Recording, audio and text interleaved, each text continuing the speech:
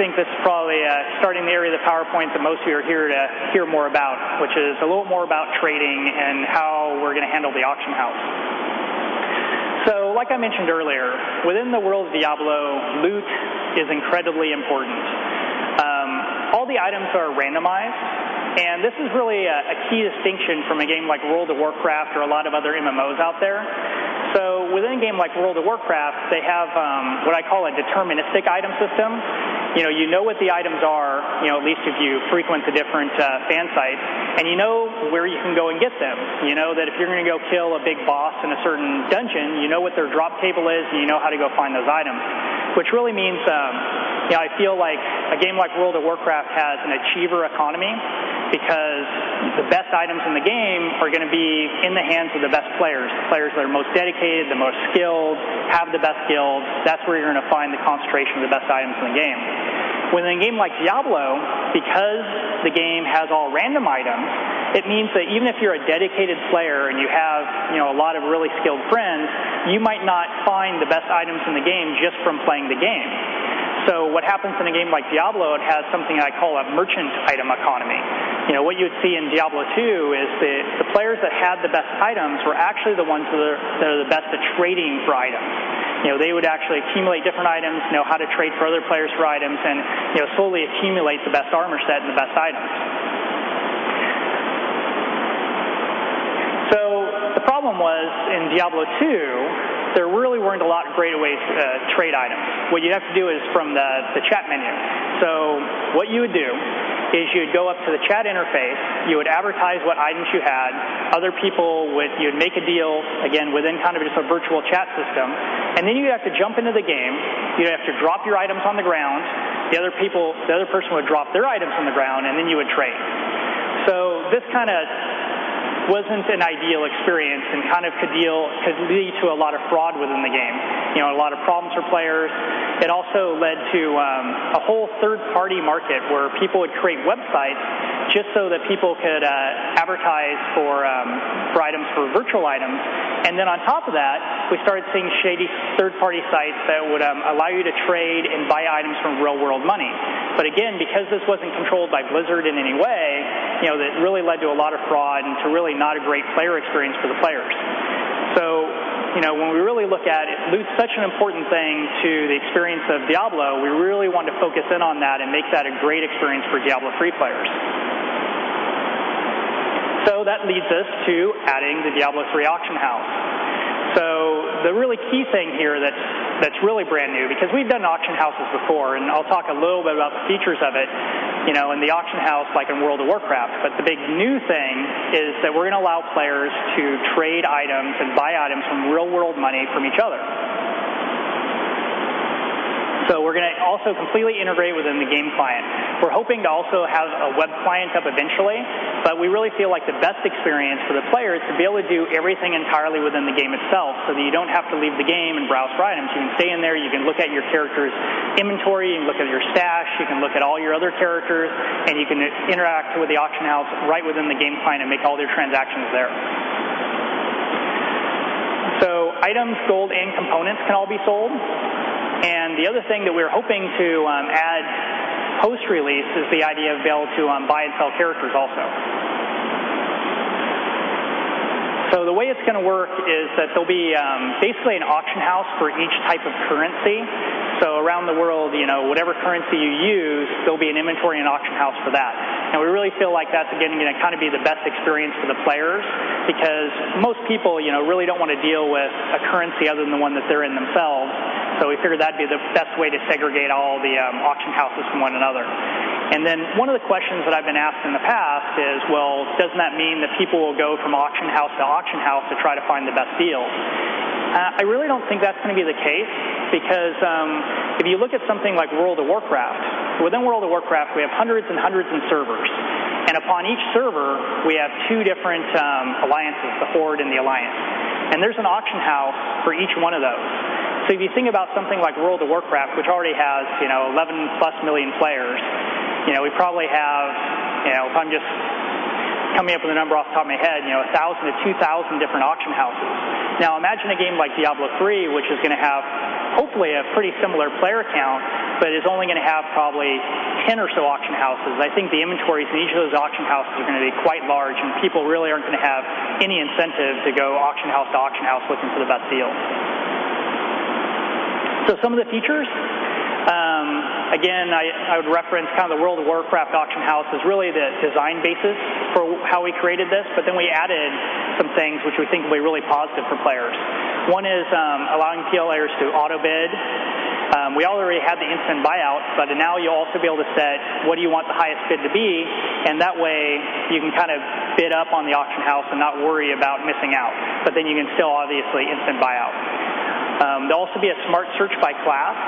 One of the more difficult parts of handling the auction house for Diablo III is that because all the items are randomized, it's a little bit tougher for players to search and find the items that they're looking for because there are all these kind of prefixes and suffixes for the types of things that items might have on them, the type of modifiers. So depending on your class and depending on how you built your class, you might want totally different items than another demon hunter that might be a similar level. So we really added a lot of filters and a lot of smart searching so that it's easy for you to find the items that you're interested in. Another thing that we're doing is this concept of a shared stash.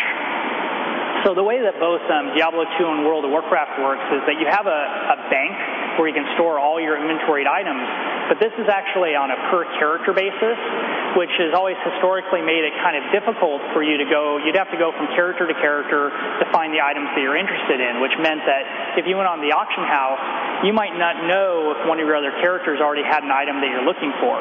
So something we're doing in Diablo III is you're actually going to have a stash which goes across all your characters, which will really be a great play experience for the players in general, but I think comes in especially handy with something like the auction house, where now it's going to be really easy, no matter what character you have and what items you have, you're going to be able to take items from your stash, put them up on the auction house for sale, and then vice versa. If you buy something, it doesn't matter what character you're logged into. You just put it into your stash, and then all your characters instantly have access to it.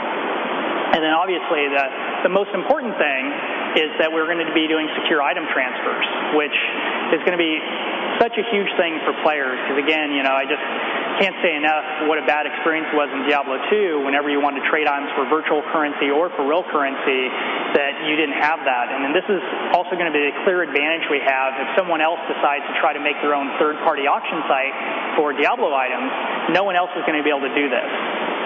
No one else is going to be able to offer a secure way for players to transfer items around different characters from different accounts because they're all on our database and servers.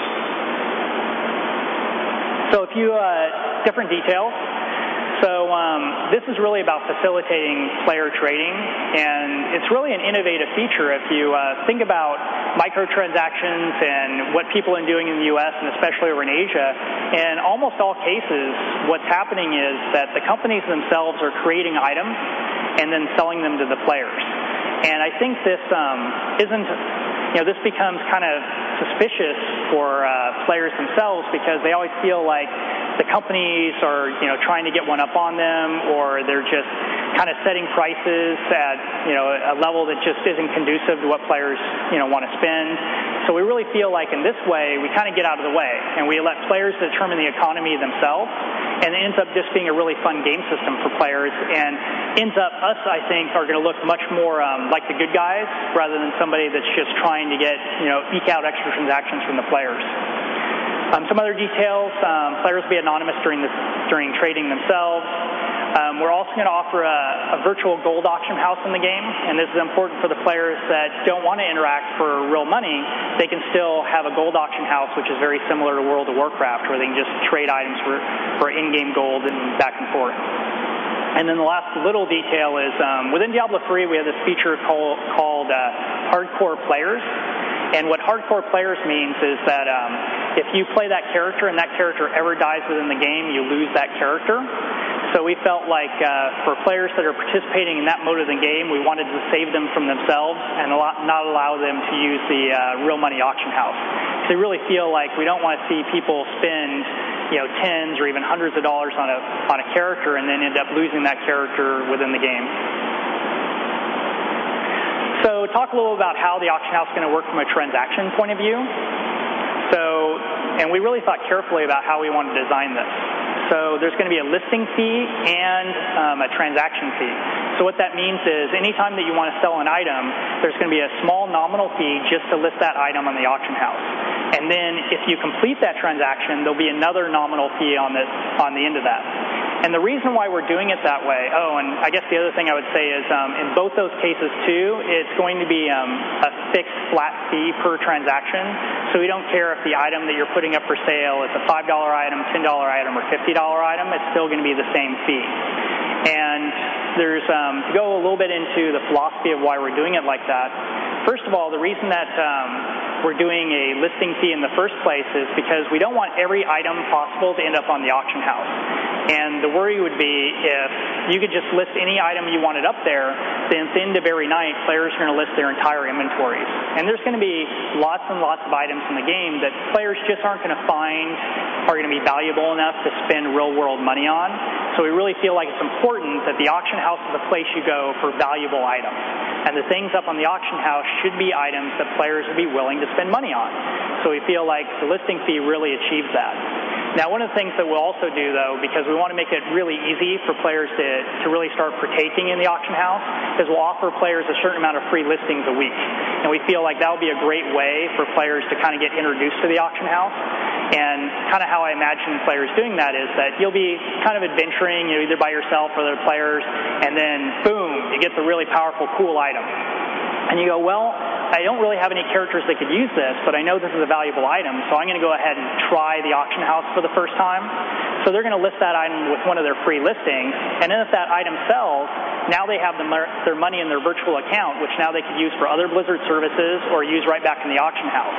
And we feel like that'll be the great way for people to kind of get introduced to the auction house, try it out, and then I feel like once people are within the auction house system and they're successfully selling items, they'll start buying items and become, hopefully another customer within the real money auction house. So then the sale fee, the reason why we're doing a fixed fee there rather than a percentage fee is because we really want to make sure from a Blizzard point of view and from a Diablo development point of view that we're able to make the right changes to the game over time. And one of the things that happens as we're balancing the game and we're changing the game within expansion sets is sometimes we have to make adjustments to items, we have to make adjustments to characters, to skill systems, and whatnot.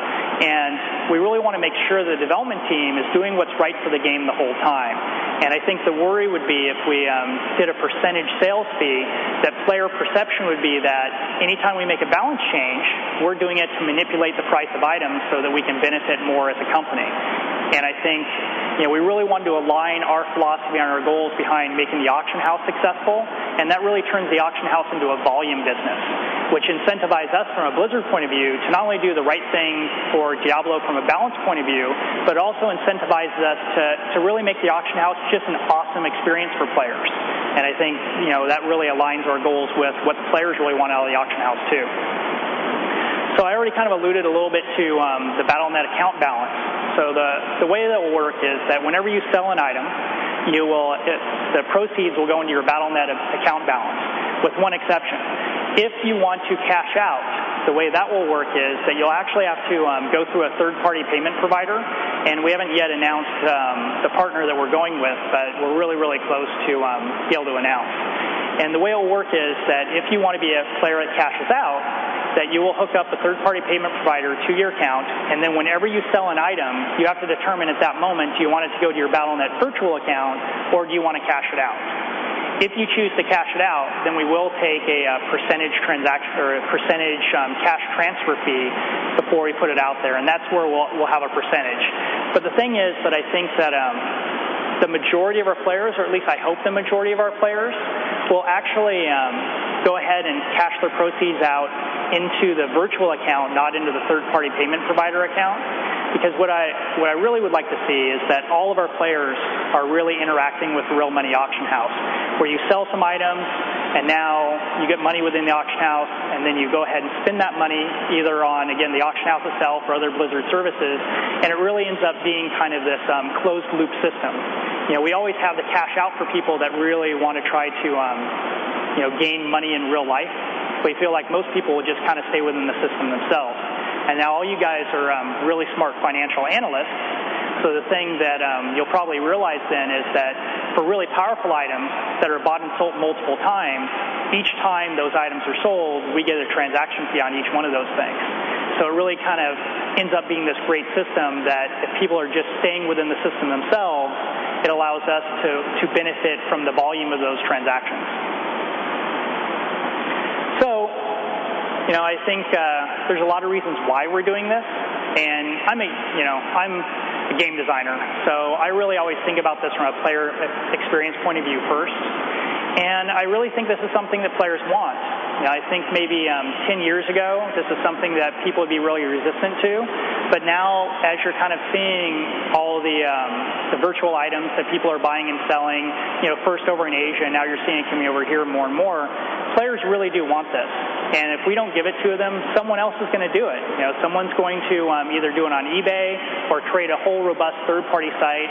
We certainly see this within World of Warcraft. And if so many players really want to interact with a system like this, then we want to give them the best experience for it. It's really going to be a great system for buyers and for sellers, because you have some people out there that have more money than time, and they want to spend that money to have better items and have a better play experience. So it's great for the people that want that. And then on the other side of it, you have some players that have a lot more time than money, and they want to play a lot of Diablo 3, and it gives them the ability to benefit also. They'll be able to have a great sales experience and maybe even get enough money to fund their World of Warcraft subscription. And then the third point there is, and the reason I went into some of the game design behind the item system for Diablo versus World of Warcraft, is I really do feel like this is very conducive to the Diablo item system design. This is not something I think would work well in World of Warcraft at all because of just the fundamental game design of how it works. So I think this is something that, when you are able to do the most successful things within your business model within the game, it's because it's deeply integrated within the game design. And I think probably all of you have seen certain games when they kind of tack on a microtransaction system on top of a game that it really wasn't designed for that. It doesn't end up being successful, and you get a lot of ill will with your player base. I think this is a system that really is one of those systems that everyone wins. I think it's going to be great for Blizzard and for Activision Blizzard, and I think it's going to be something that's really going to be great for the players themselves and really good for the game. It's going to add a lot of depth and longevity to the game. I think you're going to see a lot of players that even long after that they've gotten really powerful characters, they're going to continue to play the game just for the auction house, because the auction house itself is this major fun game system. And then, obviously, the final one is that the entire thing exists within the ecosystem of the game itself. So that's all I had. So I want to thank you very much for listening to me ramble on for a while. And now I want to welcome to the stage Thomas Tipple, the CEO and CFO.